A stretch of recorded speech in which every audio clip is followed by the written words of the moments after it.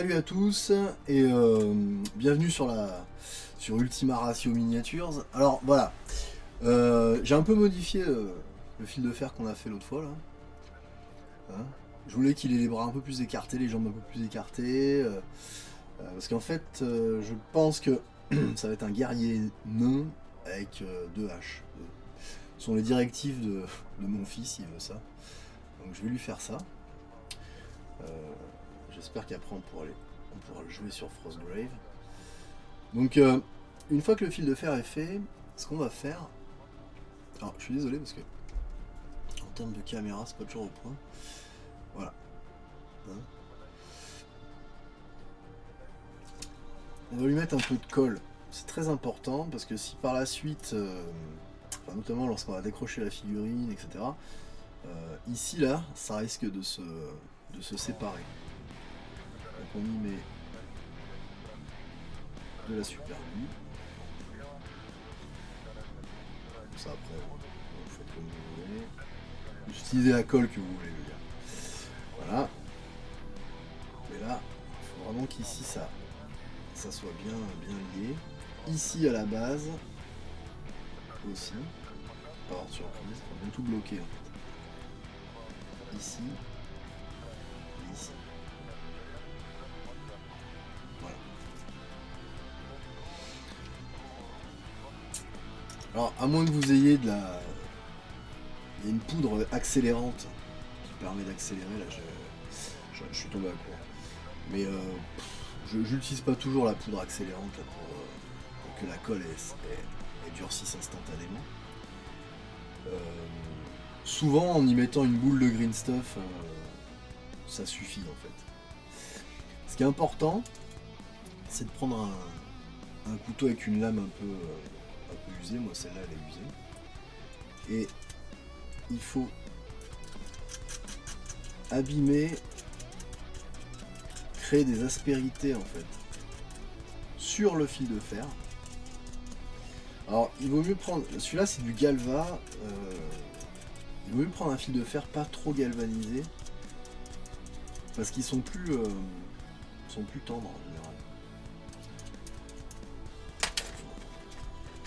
Je vais faire avec ça.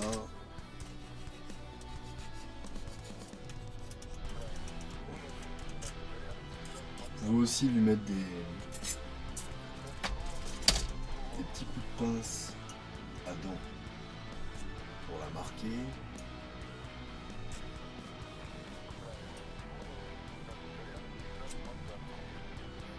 Pour qu'elle ait des aspérités pour que ce soit pas complètement lisse.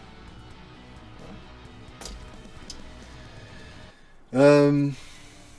Ou y mettre un petit coup de papier à poncer aussi, si vous avez du mille, enfin du 13 fin là.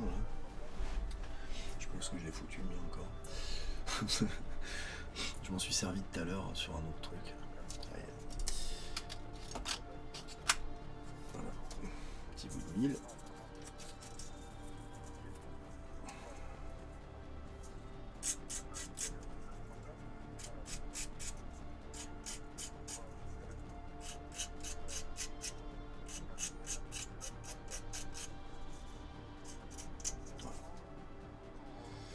Alors ce qu'on va faire là,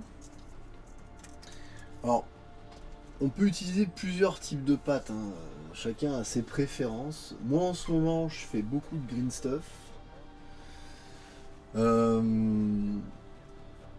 Pour le démarrage, je veux dire, j'utilise une résine bicomposant. Donc il va polymériser avec les deux composants. J'aime bien utiliser le green stuff pour ça. D'une manière générale, j'utilise rarement le green stuff pur, sauf pour ça. Ou on peut aussi utiliser du Magic Sculpt, qui est plus mou, plus malléable. Mais moi en tout cas, j'ai pris cette habitude-là pour le moment. Ça peut changer en fonction de mon humeur.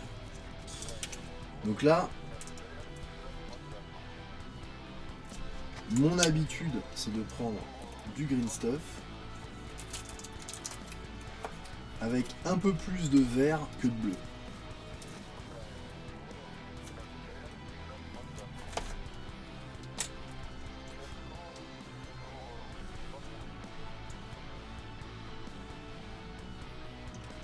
Et j'ai aussi pris l'habitude d'utiliser ça,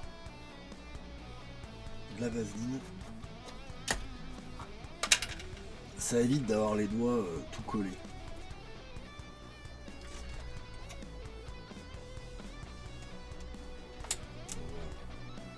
Je fais les deux parties. Je mets toujours un peu plus de vert que de bleu parce que sinon la green stuff est bien trop dur à mon goût. Mais là aussi, bon, il n'y a pas de règle, hein. Moi je fais comme ça, mais j'ai peut-être envie de faire autrement. Ça vous voit. Donc là, en plus, en fonction de la température qu'il fait chez vous, on va avoir une caractéristique. Et là, en fait, je vais aller faire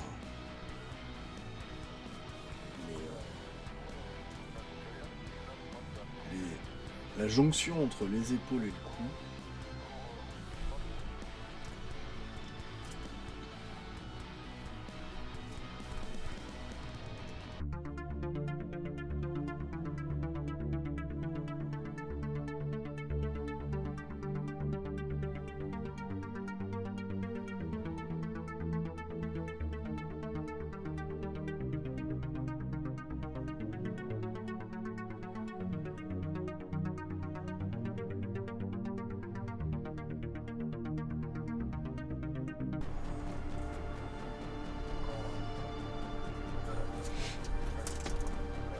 Et vous allez recouvrir tout votre squelette, sauf les avant-bras et les jambes. En faisant ça, vous allez créer en fait une accroche qui va vous permettre de bloquer votre fil de fer et de préparer la phase suivante qui sera l'application d'une autre qualité de pâte plus molle. Alors, soit du green stuff mélangé à du biscotti, pour moi en fait, dans mon cas, hein, après vous utilisez ce que vous voulez. Soit du biscotti directement, en fonction de ce qui vous, de la façon dont vous voulez bosser. Ces derniers temps, j'ai tendance à utiliser le green stuff mélangé au biscotti. J'aime bien. C'est vert. C'est à la fois élastique et mou. Je sais pas si.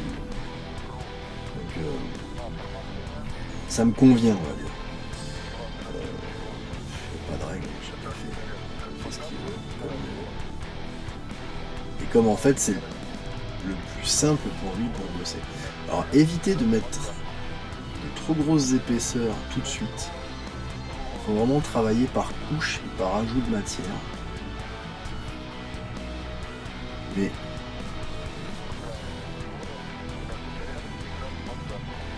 j'imagine que les maîtres de la sculpture peut-être auraient des choses à dire sur ce que je suis en train de faire. Voilà. Alors je le lisse pas à ce niveau-là, moi, parce que je veux que ce soit qu'il y ait plein d'aspérité pour que la couche suivante s'accroche bien.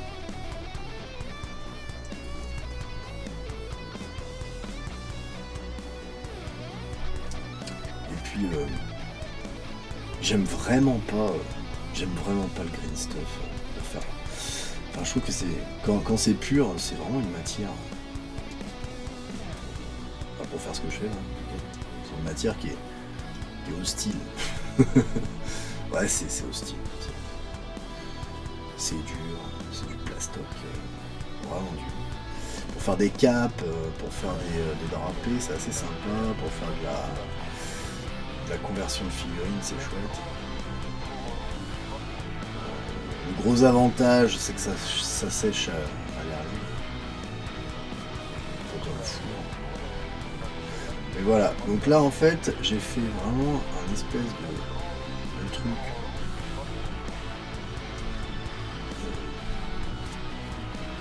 irrégulier pour préparer la couche suivante. Et je vais en mettre également sur les jambes.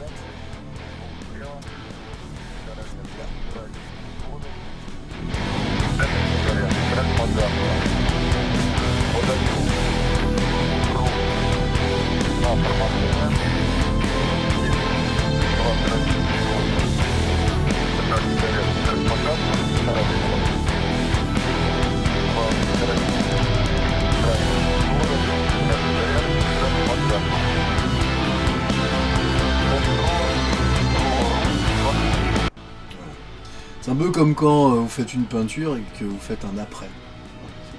Voilà, j'apprête le fil de fer. Donc prochaine vidéo, prochaine étape. Hein. Une fois qu'on a fait l'après, on fera tout un tas de remplissage. Merci.